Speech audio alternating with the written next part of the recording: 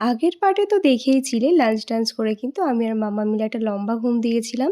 তারপর তোমার দাদাভাই হঠাৎ ফোন করে বলল যে, "রেডি হয়ে থাকো, তোমাকে আর মাম্মামকে নিয়ে একটু বেরাবো।" তাই সেই সুযোগটার হাতছাড়া না করে কিন্তু ঝটপট একদম ১০ মিনিটের মধ্যে রেডি হয়ে নিয়েছিলাম। তো এটা ছিল আমার আজকের লুক। কেমন লাগছে অবশ্যই জানিও। তো আমি যে কুর্তিটা পরেছি এটা কিন্তু আমাকে আমার মা গিফট করেছে। আর মাম্মাম যেই ড্রেসটা পরেছে ওটা কিন্তু ওকে মানে আমার মাম্মামকে ওর দিদুন মানে আমার মা গিফট করেছে। নববর্ষ উপলক্ষে। তো আমাদের দুজনকে কেমন লাগলো অবশ্যই জানিও। তো দেখো এখন ৩ জনে মিলে কিন্তু বেরিয়ে পড়েছি।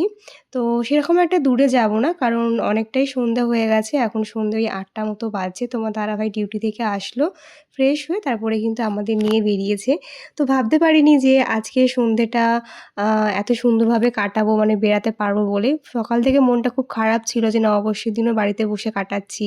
তো লাস্ট মোমেন্টে এসে কিন্তু বরমশাই একদম মনটা খুশ করে দিয়েছে। তো ঘুরতে যেতে পারলে কারই না ভালো লাগে। তো আজকে যেহেতু অনেকটা দেরি করে বেরোলাম বলে ভাবলাম যে খুব এরকম একটা দূরে যাবো না। যেরকমটা আমরা প্রতি সপ্তাহে আসি আরকি কেশারি ধাবা, সেখানেই আসবো। তো সেখানে এসে তো আমরা পুরো অবাক হয়ে গেছি। আমরা জাস্ট এসে দাঁড়িয়েছি, পেছন থেকে দেখি কে একটা ডাকছে আমার নাম ধরে। তারপরে দেখি যে এই যে আমার ননদিনী, ছোট ননদিনীর সাথে কিন্তু হঠাৎ করে দেখা হয়ে গেছে। ওরাও জাস্ট এসে বসেছে আর আমরাও কিন্তু জাস্ট এসে পা রেখেছি। যাই হোক ভালোই হয়েছে, একটা সুন্দর সময় কাটানো গেল। প্রতিবার কিন্তু আমরা এখানে আসি আমাদের একটা গ্রুপ নিয়ে। শুভ বিকাশ ওরা আসে, তো ওরা আজকে আসতে পারেনি। ওদের জায়গাতে কিন্তু আজকে আমার এই ছোট নন্দাই আর ননদিনীর সাথে দেখা হয়ে গিয়েছিল। তো আমরা তো ভীষণ খুশি হয়েছি। আমাদের সাথে, সাথে কিন্তু এরা দুজনে খুব খুশি হয়েছে। ভাই-বোন মিলে ওরা কিন্তু অনেকটা সময় কাটালো। খুব মজা করছিল ওরা দুজনে মিলে। তো ওদের মতো কিন্তু আমরাও খুব মজা করছিলাম। যেহেতু আজকে লাঞ্চটা একটু দেরি করে করেছি, তাই সেরকম কিছু একটা খেতে ইচ্ছা করছিল না।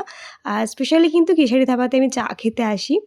তো আমার ব্লগ দেখে কিন্তু বনিও আজকে এসেছিল এখানে চাটা টেস্ট করতে। তো যাই হোক প্রতিবারের মতন কিন্তু আমরা ১ম এ চাটা অর্ডার করেছিলাম।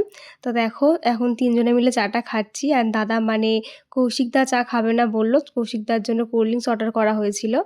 আর আজকের ট্রিটটা কিন্তু আমাদের দাদাভাই দিচ্ছে মানে কৌশিকদাই দিচ্ছে। কৌশিকদার বার্থডে ট্রিট। তো যাই হোক আজকে পুরো ট্রিটটাই কিন্তু দাদা দিয়েছে। তো দেখো আমাদের কিন্তু কোল্ড ড্রিংকসও দিয়েছে, যেটা কিন্তু আজকে নববর্ষ উপলক্ষে সবাইকে ফ্রিতেই দিচ্ছিল। যাই হোক তো সেটা খেয়েই কিন্তু আজকের এই সুন্দর মুহূর্তটা কাটালাম। ৪ জনে মিলে অনেক গল্প করলাম। তোমার দাদাভাই অনেকবার করে বলছিল আমাদের বাড়ি যাওয়ার কথা, আমরাও বললাম। কিন্তু যেহেতু অনেকটা রাত্রি হয়ে গেছে, ওরাও বাড়ি ফিরবে, তাই সেরকম আর বাড়ি যাওয়া হলো না। তো ওরা বলল পরে নেক্সট টাইম যাবে। তো আমরা কিন্তু এখানে বসে অনেকটা টাইম প্রায় ১ ঘন্টা মতন ছিলাম। তো ১ ঘন্টায় কিন্তু আমরা অনেক ফটো, ভিডিও তারপরে অনেক কথা, আড্ডা, ইয়ার্কি হলো। বেশ ভালো একটা সময় কাটালাম। একা, একা আসলে দেখো সেরকম একটা মজা হয় না। যাই হোক এখানে আমি চিকেনের এইটা খাচ্ছিলাম। মোটামুটি ভালোই হয়েছিল। তো এই হচ্ছে বনি, আমার ছোট ননদিনী। তো ওর সাথে একটু ভিডিও ক্লিপ নিয়ে নিলাম। তো দেখো আমি আর বনি মিলে লাস্টে একটু খাচ্ছি। আমরা বলেছিলাম খাবো না কারণ অনেকটা লেট করে লাঞ্চ করেছি। তো আমারও খিদে ছিল না, বনিরও ছিল না। তারপরে দেখো এখন বাড়ি চলে যাবো। আর এদিকে দেখো মাম্মাম ওর পিউনির ব্যাগটা নিয়ে কিন্তু এদিক ওদিক ঘুরে বেড়াচ্ছে। ওকে আর কে পায়? ও খুবই মজা পেয়েছে দাদাভাইয়ের সাথে, দেখতেই পাচ্ছ। দাদাভাইয়ের সঙ্গী ছাড়ছেই না। আর দাদাভাইকে দেখতে পাচ্ছ? ও কিন্তু ওর বাড়ি থেকে যোগু দাদাকে নিয়ে চলে এসেছে।